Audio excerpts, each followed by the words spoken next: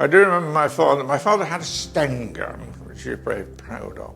And I do remember him telling me that he went from Laurel Cottage, where we lived and where I was born, around by the rectory wall, and he heard movement, and he raised his Sten gun in with an aggressive intent, only to find it was Reverend Vaughan. So he claims he could have shot the vicar. Your dad was in the Home Guard in Kings Nympton as well, wasn't he? Oh, Can you tell me anything about that? He was a captain, yeah. Yeah, well, he did well. Yes, they used to have them up on the square outside the pub, you know, used to have parades on a Sunday and that.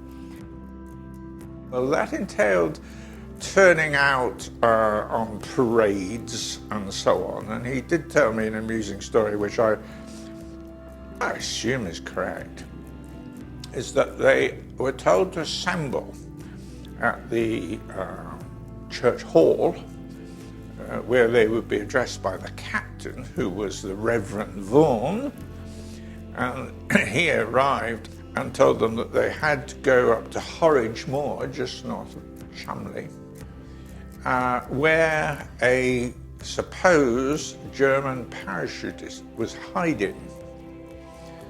The German parachutist was actually the nearest they could get to a German, i.e. Charlie Bergman, who ran the shop, because you were Belgium.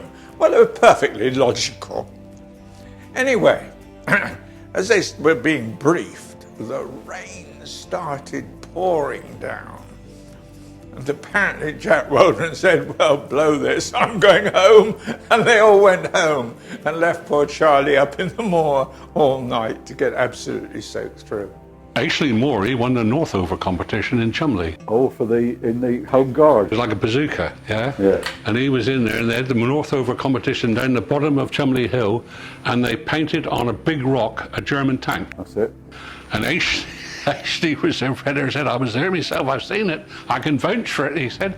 Ashley had the thing like that, and he moved to one side and accidentally let it off. He shot the German tank right smack in the middle. He said he won first prize.